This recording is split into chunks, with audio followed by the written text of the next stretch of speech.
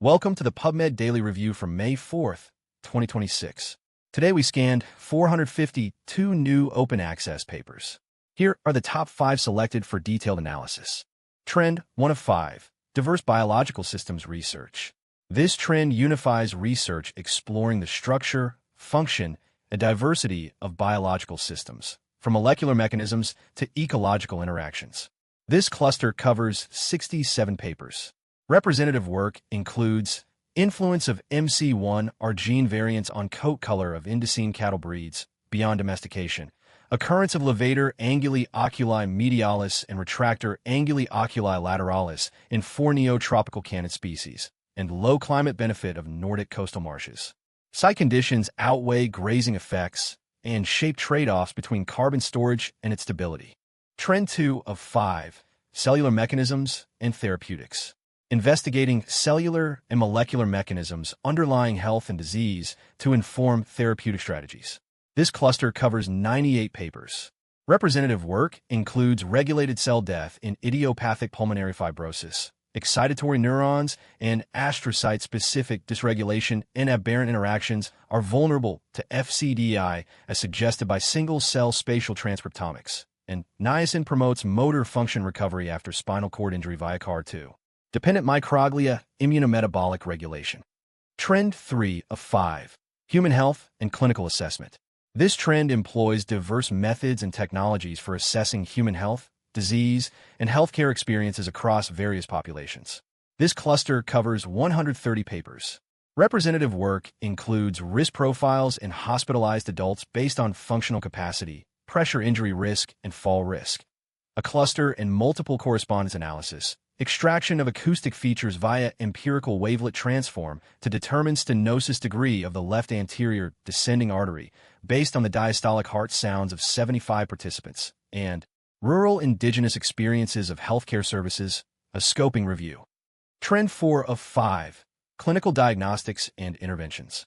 This trend explores advancements in diagnosing, treating, and understanding the mechanisms of various human diseases and conditions. This cluster covers 92 papers. Representative work includes first imported case of New World leishmaniasis in Romania, diagnostic and therapeutic challenges in a non-endemic country, a color Doppler ultrasound-guided protocol for the precise placement of nerve catheters, an anatomical validation study in fresh and fixed cadavers, and the neglect of recent research on the influence of the cerebellum on auditory processing. Trend 5 of 5, Cancer Diagnostics and Treatment.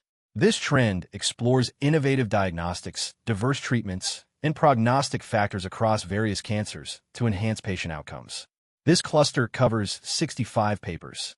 Representative work includes age-associated targetable genomic alterations in PD-L1 expression in 2509 patients with pulmonary ground glass opacities. Different immune cells modified with chimeric antigen receptors are being applied to ovarian cancer.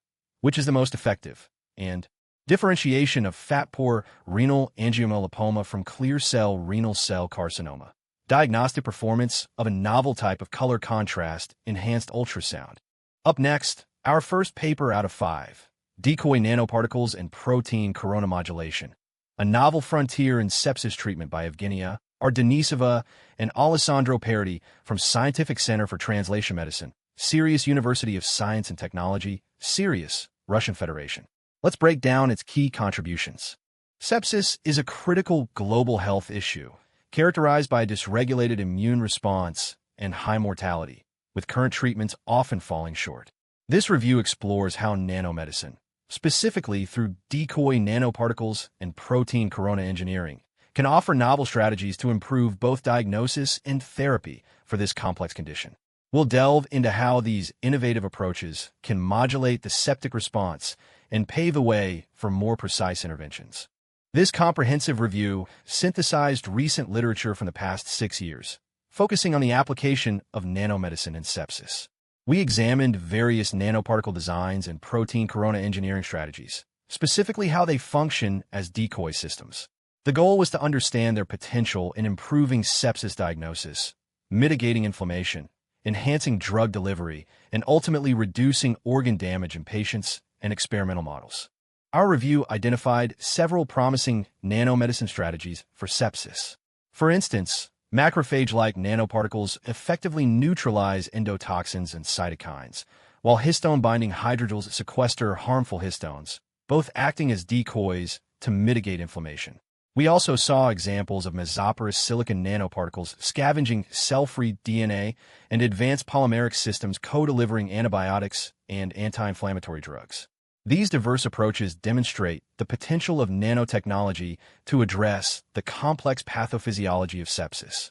This review underscores that nanomedicine, through innovative decoy nanoparticles and protein corona modulation, represents a significant frontier in sepsis treatment. By offering multifaceted routes to limit immune dysregulation and enhance drug delivery, these strategies hold immense promise. However, the inherent heterogeneity of sepsis demands personalized nano-decoy designs, and future efforts must integrate AI for predictive modeling and expand research into humanized models to bridge the gap to clinical application. Up next, our second paper out of 5, Evaluation of Self-Illuminating Nanoconjugates Against Pancreatic Ductal Adenocarcinoma by Marcelina Abel-San Isidro and Maria de la Fuente from Nano-Oncology and Translational Therapeutics Group, Health Research Institute of Santiago de Compostela, IDES, University Clinical Hospital, CHUS, Surgas, Santiago de Compostela, A Coruña, 15706, Spain. Let's break down its key contributions. Pancreatic ductal adenocarcinoma, or PDAC, is an aggressive cancer with a grim prognosis, and it's rapidly becoming one of the deadliest cancers worldwide. While photodynamic therapy, or PDT, offers a promising way to selectively destroy cancer cells, its effectiveness for deep tumors like PDAC is severely limited by how far light can penetrate tissue. This paper explores a novel approach to overcome this critical barrier. Researchers engineered self-illuminating nanoconjugates, or SGNCS, by combining a bioluminescent enzyme with quantum dots to activate the photosensitizer verteporfin internally. They then rigorously tested these nanoconjugates in a range of models, from pancreatic cancer cell lines and patient-derived cultures to in vivo patient-derived xenograft models, to assess their ability to induce anti-tumor activity and understand their mechanism. The team successfully synthesized and characterized the SGNCS, confirming their ability to efficiently transfer bioluminescent energy and activate verteporfin.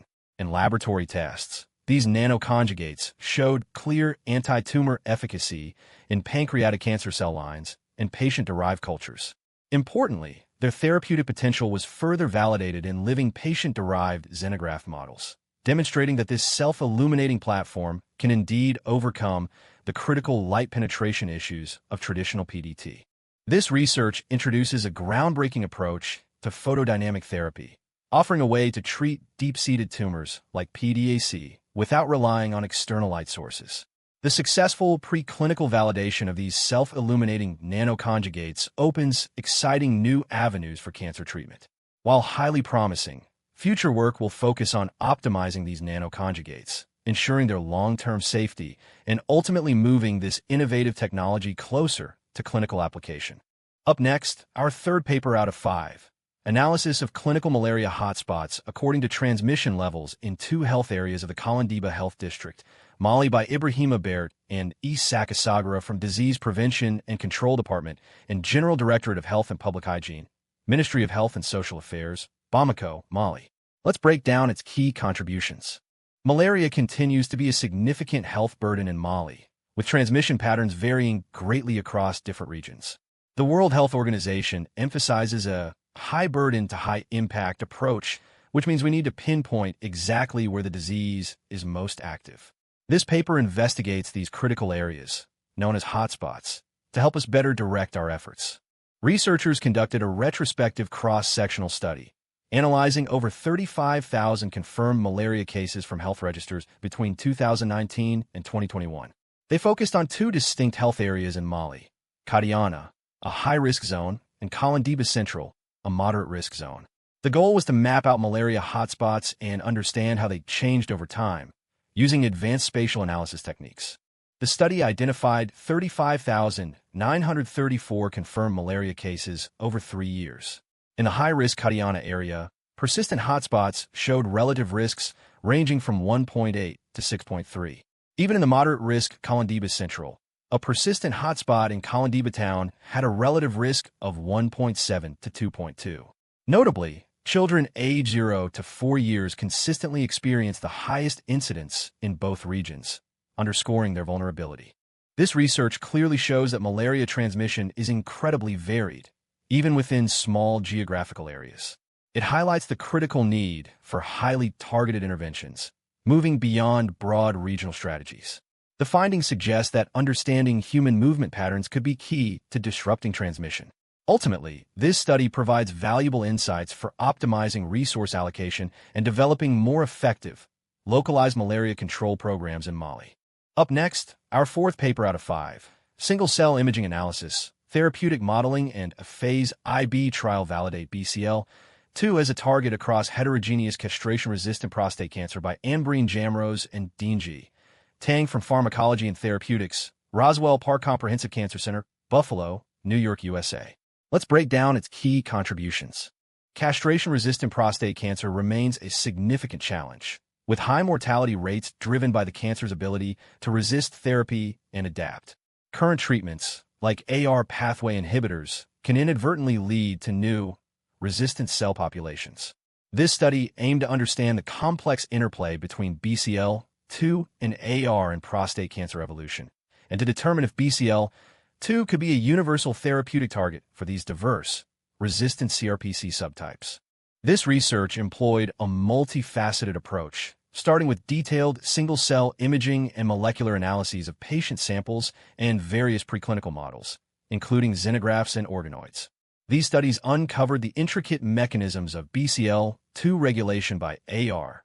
Crucially, the findings were then validated in a phase IB clinical trial, combining enzalutamide with a BCL-2 inhibitor venetoclax in patients with metastatic CRPC. Our findings revealed that BCL-2 mRNA levels significantly correlated with increasing tumor grade in prostate cancer, and were consistently induced by neoadjuvant ADT. Mechanistically, AR pathway inhibitors selectively induced BCL-2, and BCL-2 protein was upregulated in most castration-resistant xenograft models. Most importantly, the phase IB clinical trial demonstrated that combining enzalutamide with venetoclax led to a reduction in circulating tumor cells in responding patients, providing clinical validation for targeting BCL-2. This comprehensive study firmly establishes BCL-2 as a vital therapeutic target for heterogeneous castration-resistant prostate cancer, particularly in patients who have developed resistance to AR pathway inhibitors. The integration of advanced single-cell imaging, mechanistic studies, and preclinical models, culminating in a phase IB clinical trial, provides strong evidence for this strategy.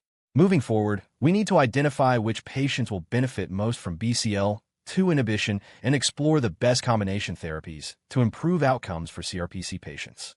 Up next, our fifth paper out of 5. Machine learning method for the prediction of Bedaquiline-resistant Mycobacterium tuberculosis by Stuti Ghosh and Sudipto Saha from Department of Biological Sciences, Bose Institute, Kolkata, India.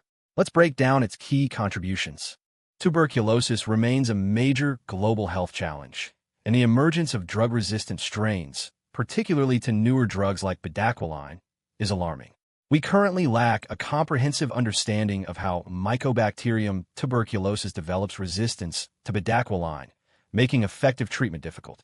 This study aimed to leverage machine learning to not only predict bedaquiline resistance, but also uncover the specific genetic mutations driving it. Our study utilized a robust dataset of 632 Mycobacterium tuberculosis clinical isolates, carefully categorized as either bedaquiline-resistant or susceptible. We employed whole genome sequencing to capture the genetic landscape of these isolates. Advanced machine learning models, specifically multi-layer perceptron and random forest, were then trained to predict resistance.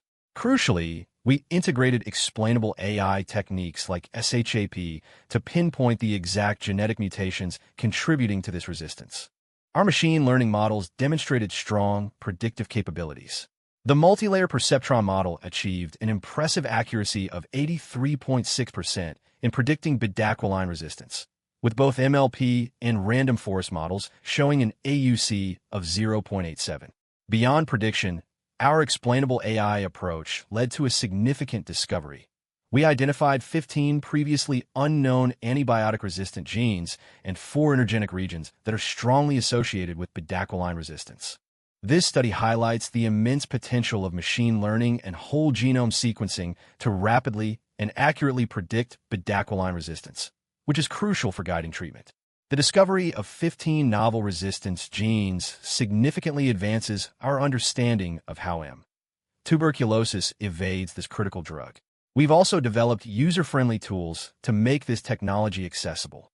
Moving forward, validating these findings in broader clinical settings and integrating them into routine diagnostics will be key to combating drug-resistant tuberculosis. That's all for today's PubMed Daily. If you found this helpful, please leave a comment, and subscribe for daily paper summaries. See you tomorrow.